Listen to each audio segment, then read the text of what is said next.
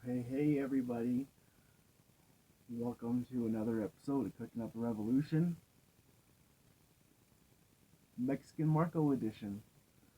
So, a lot of the memories on my photo album and such there have been about my trip in Mexico that I took 3 years ago. I grew up super poor. I never imagined spending, several $1,000s to go somewhere. Never imagined having several $1,000s. What was with all things, it started off with a reading from Mama G and talking about how the ocean was calling me and talking about how when whales go through the water, they leave a certain vibrational pattern on the water that they've touched. And so, something told me I should be a whale in the water and, put my energies into the ocean and my healing and my love.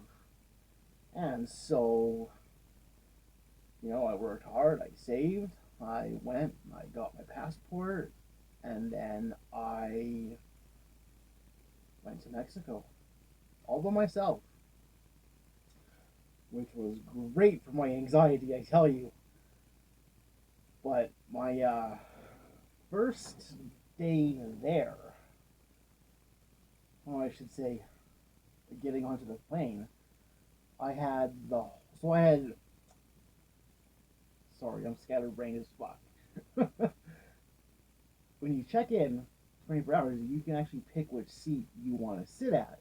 And so I had just picked whatever kind of window seat because I just wanted to sit by a window so I could watch and see things go by. And turns out I had the whole three seats, so the whole row, all to myself. So I was quite literally take my fucking shoes off and grab my freaking pillow and my hoodie, just fucking stretched out and had a nice good freaking snooze for most of the way there, which was awesome. And so then I arrive in Cancun, get checked out, go to my there was a transfer, I should say, I guess, concierge that picked you up from the airport and brought you right to the hotel. So I go and get my little package there and get on the little bus, get dropped off at the hotel, and I go and get checked in. Again, I've never checked into a fucking hotel before. So whole time I'm just there kind of going along with it, everything else, and then finally get checked into my room and get settled in, go grab a bite to eat. And first thing I do is leave the resort.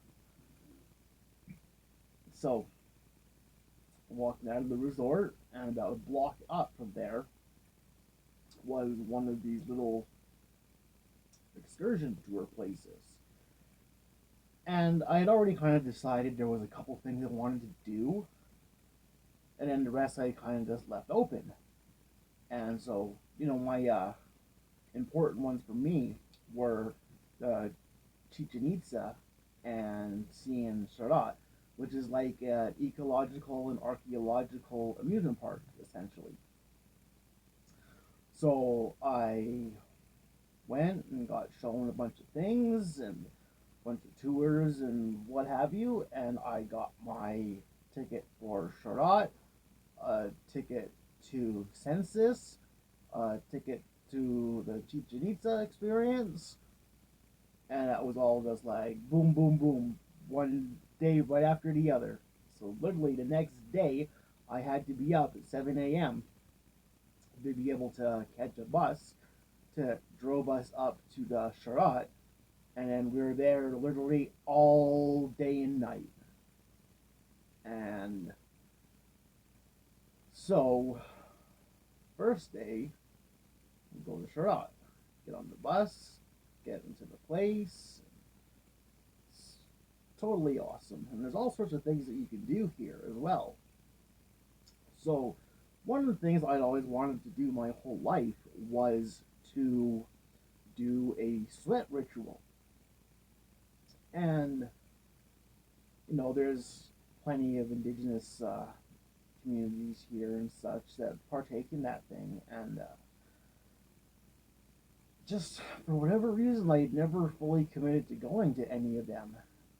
But it was always, again, something I'd always wanted to do. And so they had a sweat ceremony with a shaman. And so I right away I signed up for that. And and so there was a specific time. So I got there and had a couple hours I think it was like an hour and a half or something I had to kill before the ceremony started. And so I had went and they had this little kind of lazy river kind of thing there, and you get in this little raft, kind of little wooden raft with benches on it and stuff, and they got like a guy like Indiana with a big long little paddles, kind of goes through this whole little river. It goes through the jungle and everything, and there's like iguanas and warthogs and all sorts of little random things. And those little random jungle kitties that were there, and little greenhouses, little garden patches, and so that was essentially what I had did while I was trying to kill time for this to start. And so went, got all changed into my swim trunks, towel, and then made my way to where the sweat was happening.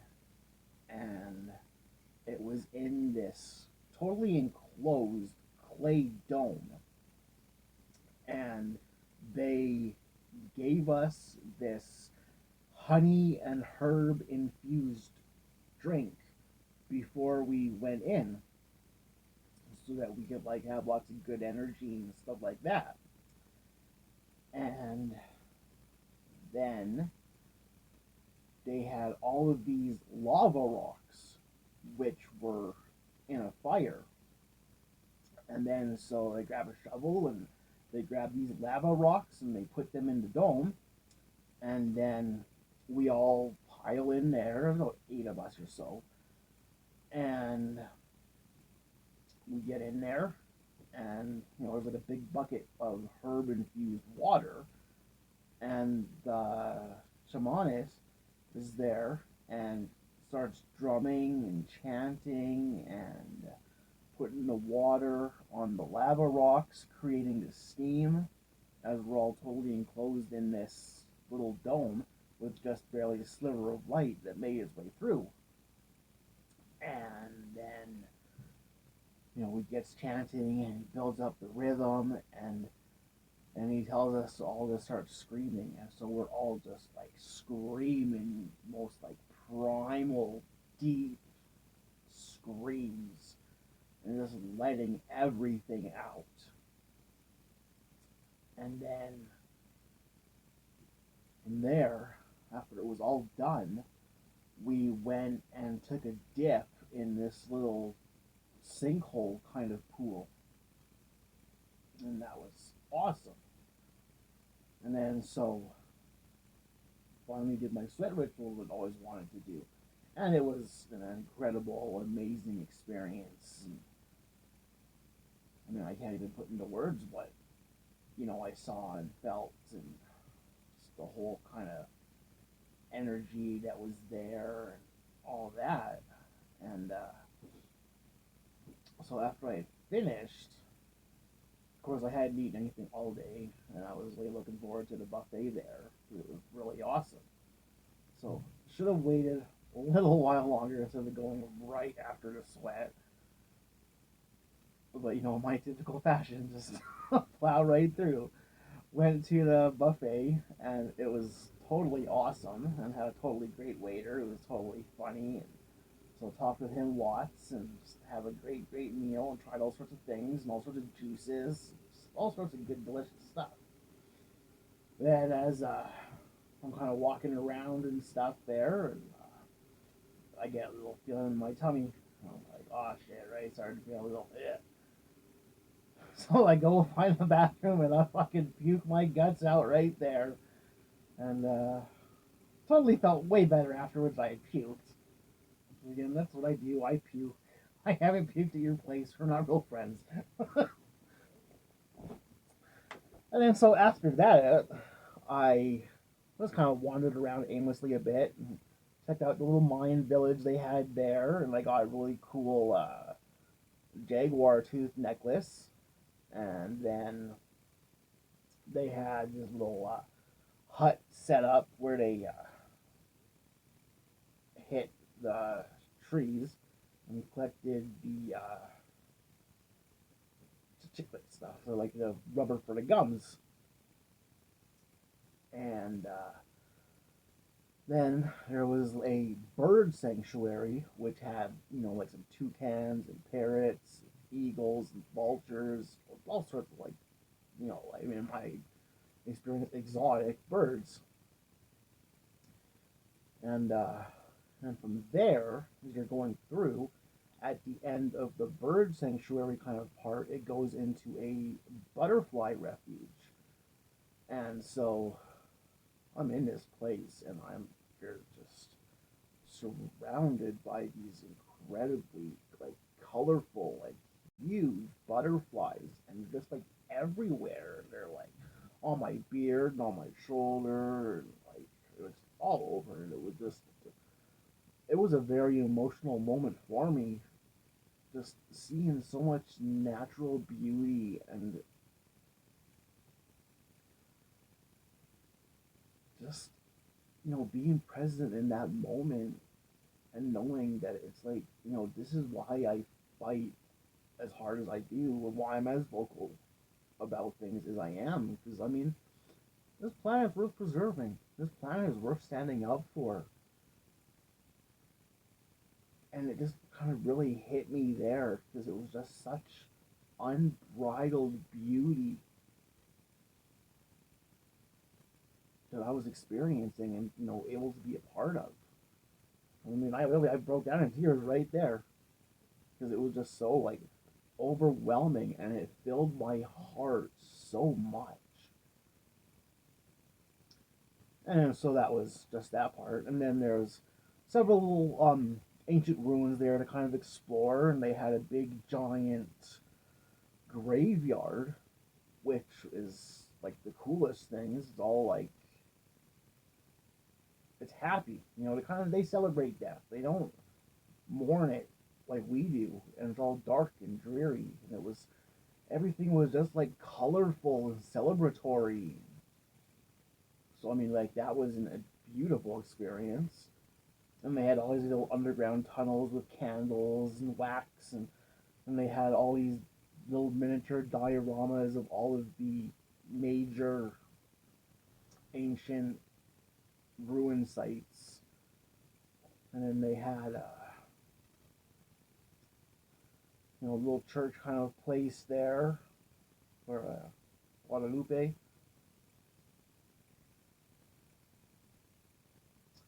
And then at the end of all that, they had the spectacular show where they had a bunch of Mayans in their traditional outfits and stuff, and they played some traditional Mayan games, which they had one with like some sticks and some balls, and then they had another one.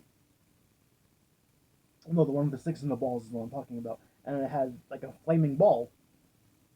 And so they're just like chucking this flaming ball across this fucking court, and it's got like projections on top going onto the ground, and so it's all like cosmic and stuff. And then there's these guys in their outfits and the big flaming ball going across, and it was fucking incredible.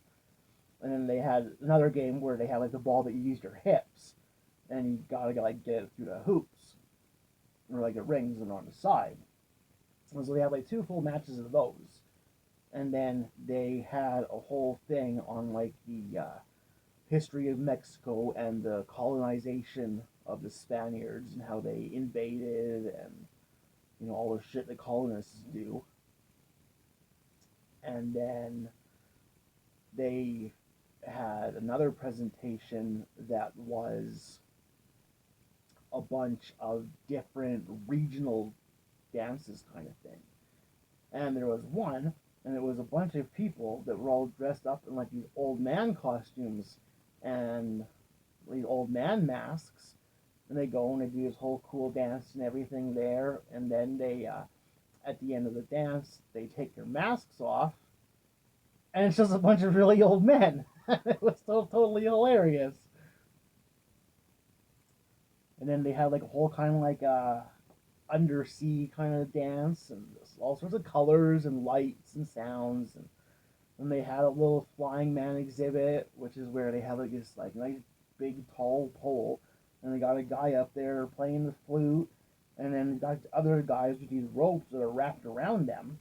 And what they do is this thing spins, and as it spins, they unravel the rope, and they are like there, and then so the whole thing's spinning, and they're slowly descending from the rope, and so it's like all descended, and they're just there on this rope, just like floating and swinging. It was just wild. Like there wasn't anything like that before.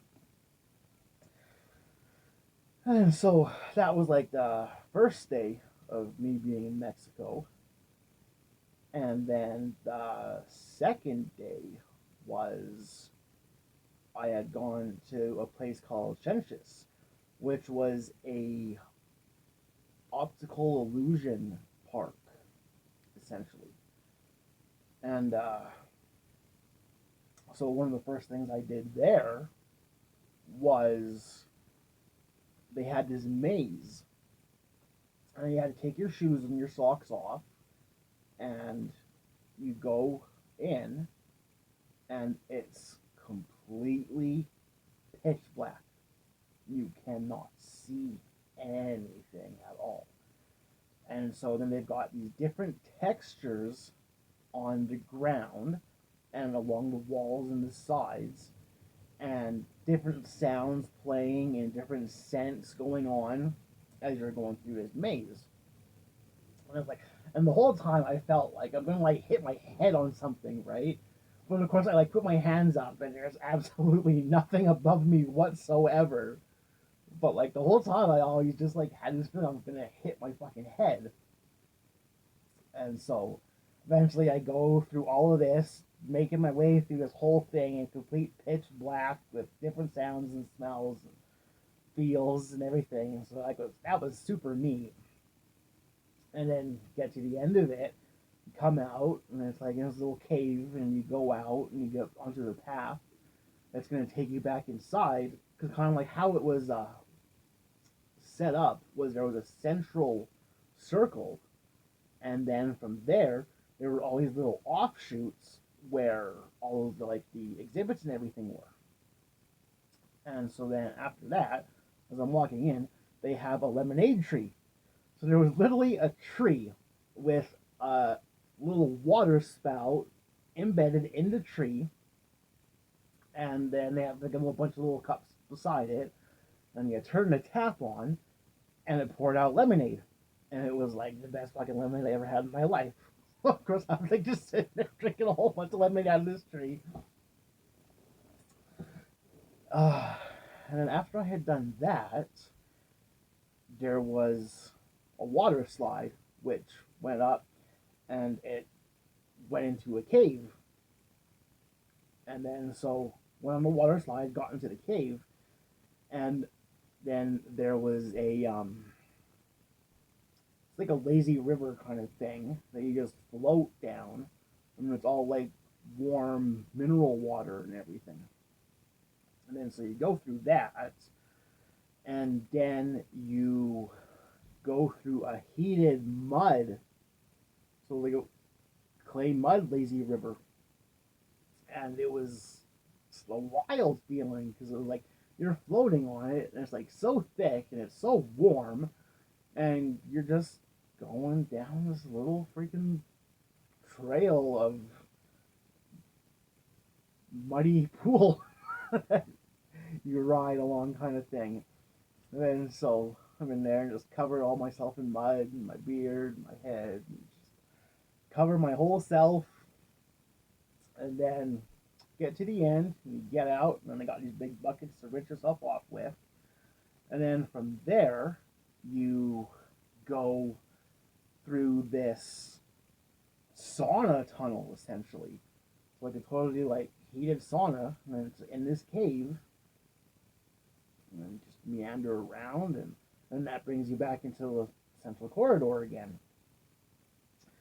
And then there was also a small town, Pueblo, that was engineered to look like it's all uphill, but when you're going uphill, it's actually downhill, and when you're going downhill, it's actually uphill.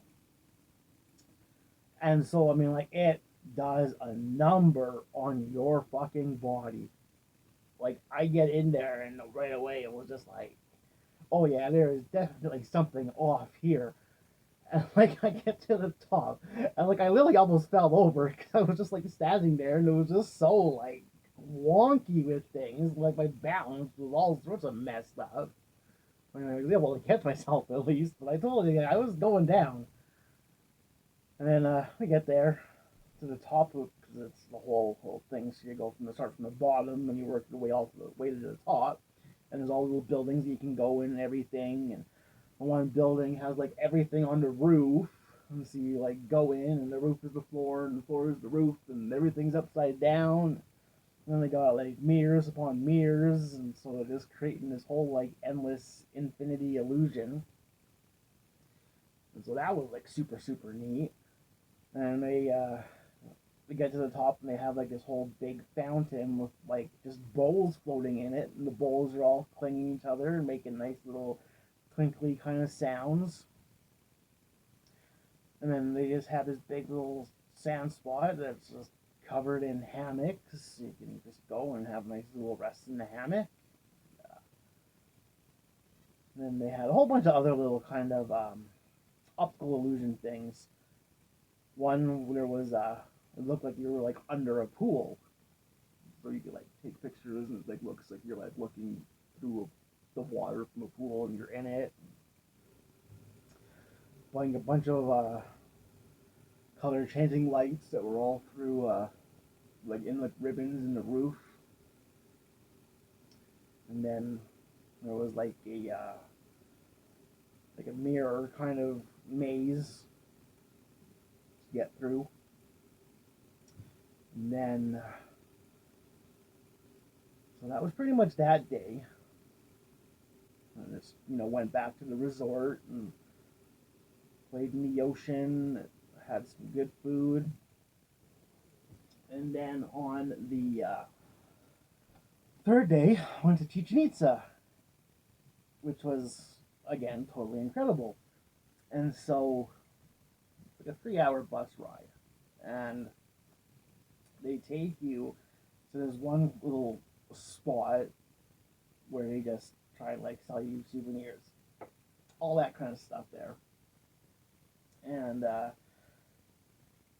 was this old granny lady kind of thing, and she was there with me because they kind of like give you a little person's where they can like tell you about the things, and how all that kind of stuff, right? And so she's like holding my basket and everything. Of course, I'm like, no, let me hold the basket. She had none of it. And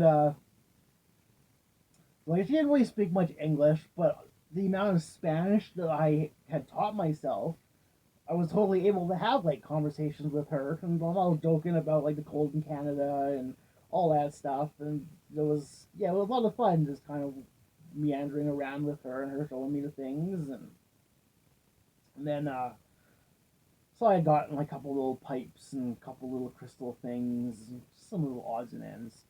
And then we go and we check out, and I had gotten my change back, and I gave her 100 pesos. Just, that's you tip people. That's what you do. And she was like ecstatic. Only like $10 kind of thing, right? Didn't think too much of it. And she gave me a big hug and a big kiss on the cheek, and it was like a great heartwarming feeling. And then after that, we get back on the bus and we get to go swim in a cenote, which is like a big giant sinkhole, like 150 feet down, and it's fed through underground rivers. And so there's like all these tree roots that are growing through in this big hole, and then it's just like a big pool. And so I go in there, and it's just amazing and beautiful. And so I do like a real nice, good, deep meditation while I'm there. And then we went up, and they had like a little buffet for lunch kind of thing. And so they sit you at the table kind of thing, and I go and eat, and there's a couple other people from my bus on there with me, and we had go and we fucking missed our bus. We took too fucking long, and my wallet and everything was on the bus because this fucking guy made it sound so goddamn bad how his lockers were, and so like I should have had my fucking wallet with me, but I didn't. Lesson learned, and so I didn't know what the fuck was going on. I felt real fear. I was like fucking feeling. Oh, but there was a family on the same bus as me that I was sitting with, the Mexican family. And so they had actually sent taxis there to wait for us to take us up to the Chichen Itza, which is the rest of the way. And so they're like figuring it out kind of thing, and I'm like, I don't know what the fuck's going on, right? And then so I kind of like understand what's happening, and then so everybody's fucking in that fucking taxi in the front seat, right? And they're the mom, the daughter, and the son, and then they're all in the back there, kind of thing. And then we go and get up to Chichen Itza, and then of course I had no fucking money on me and shit, so the mom paid kind of thing, and then I was like, really, just fucking hopped out. I'm like, shit. And then we're at Chichen Itza. So we go find a little English group and go and see all the things. That was amazing. I never experienced anything like that. And so I was super duper happy to see that and just be so close to it and the energy and everything. And then we get back on the bus, and right away I go grab my wallet and find a lady. I give her like $20, and she's like, "Oh no, no, that's too much." And I'm thinking, like, you just saved my life, like that's fine. And then and she's like, "No, no, no." So she like just like took $10 from me, and then like gave me all the change. And then the one daughter, she's like, "Hey, can I ask you a question?" I'm like, "Well, yeah, of course, no problem, right?" And she's like, she points to her little brother, and she's like, "Does he look like a Jew?" And I'm like, "Hell yeah!" Like his big old freaking curly afro and everything. And of course she's laughing. She's like, "Haha, I told you." That was totally nice, and it was just it was really wonderful to just see the humanity kind of thing. I don't think that would happen here. People are so afraid of each other in fucking North America here, and they didn't even think twice. And so that was a long day, but that was totally just like such a funny experience, and it was just so like the universe had my back right there. That's for damn sure. And then on the day after that, I had kind of just took it easy and went and bummed around to one mall that was a few blocks up, and they had this big giant aquarium, and they had like these pure oxygen helmets that you could use to go like scuba diving. So I went and did that, and I got like pet stingray and a pufferfish.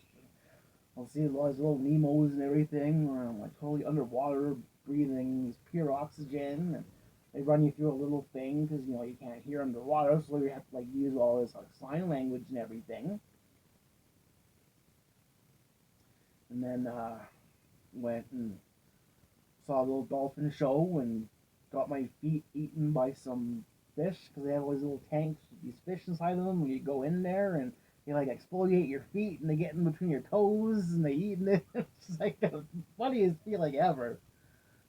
When your feet feel like so like nice afterwards. And then I got a ticket for the Jolly Roger, which is a pirate ship dinner theater kind of thing. And so and I got that for the next day. And on that day, I go, and of course, I mean, my typical dress is pretty piratey. So I had my one shirt with my ripped off sleeves, and I had my leather bracers on, my big hoop earrings, and I get there, and the one pirate guy, he's like, "Yo, hurry up, I'm waiting for you." And I'm like, "What the fuck's going on, right?" And so I go, and then he's like, "Oh yeah, finally you're here, blah blah blah." And so they just use random citizens to do a show to keep the people entertained while they're waiting to board the boat. And so then there was me and this other dude from Japan, and there was like this big long fucking dock. It was just long as fuck. And they're like, "Okay, you go run to this part here." And then he essentially had me and this Japanese guy just like running full onto each other. And then they like just before we and him were gonna collide, I was like, "I'm going right through you. I don't give a shit." And when they like stop us, kind of thing, and so nobody gets hurt and whatever. And then so they gave him and I a like skull and crossbones pirate bandana, which just completed my whole outfit perfectly. And so we get onto the boat, and we get like a picture with the captain. And if I can show you.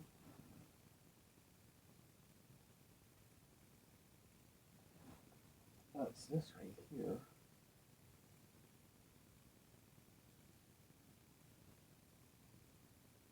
And so you get your picture taken with the captain and a couple of the crew members.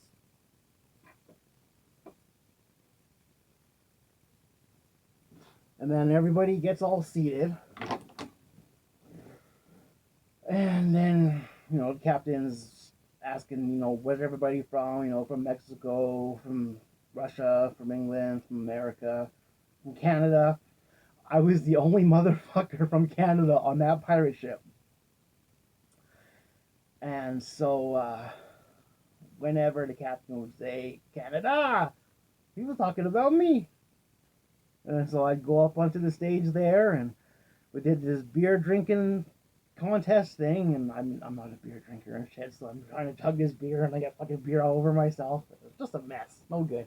And then we go and sit back down, does a couple little more things, and the pirates are doing their thing, and I get called up, do a little fucking dance freaking shit, and they had Sexy and You Know It playing, and I'm all there dancing my butt off, and the captain comes up, and he's like, "You go sit back down, this is my show."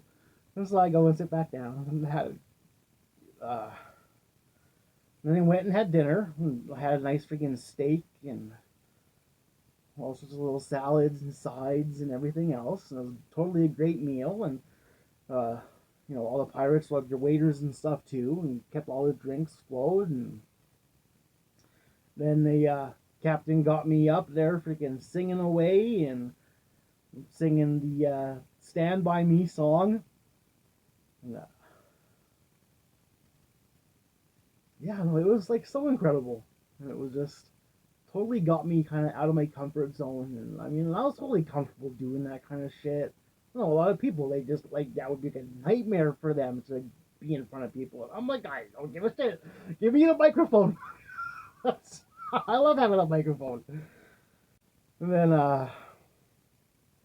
they had another pirate ship, and it like came over, and then they had these guys fucking come over on the ropes and swing over. They're doing a little swashbuckling and having their sword fights and just going to town. And so that was like one of the best fucking nights of my life that I've ever done. And then it was my last day, and I just did like a spa day at the resort and got a massage and got a little facial thing there and all that. And that was nice. That was totally relaxing and awesome to do. And so that was my first time in Mexico. Then I went again the next year because it was just incredible. And same thing happened when I went there. I had the whole aisle seat to myself. Awesome. So I got there. I went and did like a whole 5-star resort. So I was all feeling fancy. Fuck to get there. Like this is way up my league. But it was nice. It was it was outside of Cancun and outside of Playa, just kind of like in the middle of the jungle. And there was like 9 restaurants in the fucking resort, all sorts of cool stuff there. It was a really good one. And I was kind of sad that I was like there alone again, kind of thing. Then I see a Facebook post from my buddy Lisa, and she's saying how she's in Mexico. I'm like, well, fuck. But of course, I'm on a Facebook ban, so I could contact them. So, but I had Bob's number, so I was able to like text Bob and be like, "Yo, I'm in Mexico. Where are you?" And then, so it turns out they were going to Playa. So I was going on an excursion the very next day, which was the Rio Secreto, which is the underground river, and that was fucking cool as fuck. Literally, we're like inside the earth, and we're following this river. You got like wetsuits and walking sticks and hard hats and fucking helmet lights, and those. The whole thing was like, right now, we're a family. We gotta watch out for each other, take care of each other. If I offer you my hand, you offer your hand to the next person behind you. Beautiful concept. And so we get through this place. We got taken to the one spot, and then the guy's like, "Hey, everybody, turn your lights off." And so we all kind of like held hands, and we're floating in a circle, and it's just pitch black, like the blackest black fucking imaginable. And we were told just like leave all of our worries and all of our cares, all that stuff in there. And it was awesome. Like I will never forget that. Walking through the cave, there's stalagmites in the fucking roof, all sorts of little things, and shit in the water. And we're all going through it, and luckily, like sometimes the water is so high that you reach this one spot and you just can't go through anymore. So you gotta just turn around and go back. But the water was low enough that we were able to go through. But me being the big guy I am, I'm literally on my ass, shuffling through with my lip like this, trying to like breathe through the water. And it was only like a little 5-foot stretch to get through. It wasn't anything, but just all shuffling along on my butt trying to get through. And we do. And then we had plans to hang out with Bob and Lisa in Playa. And then, so met up with them there, and we all went out for dinner, or well, I should say lunch. We had some chicken wings and tacos, and they were literally the best chicken wings I ever fucking had. Like, I still think about those things. And we went and did some shopping and looked around and all that fun stuff. And then we went to Xel-Há and Tulum the next day together. So they were coming from their resort in Playa, and I was coming from my resort. And so get to Tulum, and you do a little tour all around the little thing there, which if you want to, I have a video of it. They're very probably got as close like darn near the bottom of my videos. But I have a whole tour of the Tulum ruins, and then just as I get to the end there, freaking Bob pops out, and so that was all good because I can go from Tulum to Jelha, and then so I ended up going first because that was just how my tour was, and then I just waited at the entrance for like 10 minutes, and Bob and Lisa showed up, and then we went to the buffet that was at Jelha. The fucking buffets everywhere, and they're all fucking incredible. I fucking love it. And then, yeah, so we go and we do our buffet eating there, and then going around the thing. They had a 40-meter tall water slide, and we go on it. This big fucking spiral thing there. So you're fucking going down, and you are going fast. And then you get to the end, and it does this weird little twist shit. And so you get all fucked up like this, and you just get shot out into this big, like, pool. And so you're all fucking disoriented and shot out. And I'm like, I don't know what's up, what's down, fucking what the fuck, right? And I'm all fucking like, yeah! And well, a fucking lifeguard comes and grabs me and straightens me out. It's like, this much water. I stand up finally. I'm like, oh, well, that was cool. And then Bob and Lisa went and they did their own scuba diving excursion. And I just went off and I got a massage and did my own little thing there. And we came back together after they were done and went and did some snorkeling. And there was just all these wild fish and shit. And so that was like a super, super epic experience. And so I was super happy to be able to experience that with two of my really, really good friends. And it was totally unplanned, and no way did either of us know that we were going to be there doing that or anything. And it all just came together perfectly. And then so the rest of the time I just kind of spent on the resort, just taking it easy and vegging out and swimming in the ocean and eating lots of food.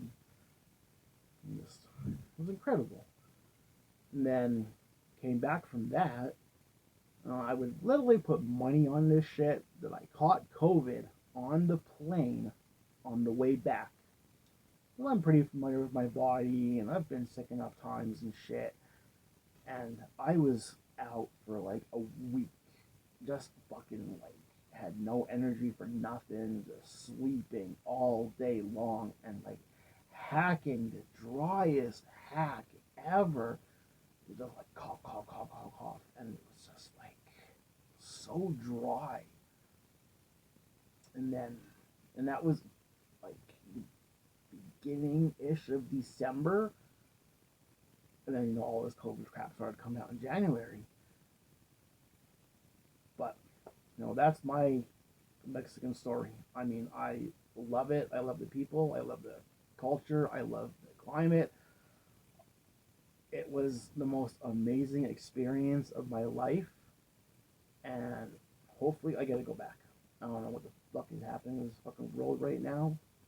But I'm going to certainly hope. And so, yeah, thanks for joining me. Thanks for listening to me ramble. Thanks for letting me share my stories and experiences. Be good to yourselves. Be good to each other. Mwah.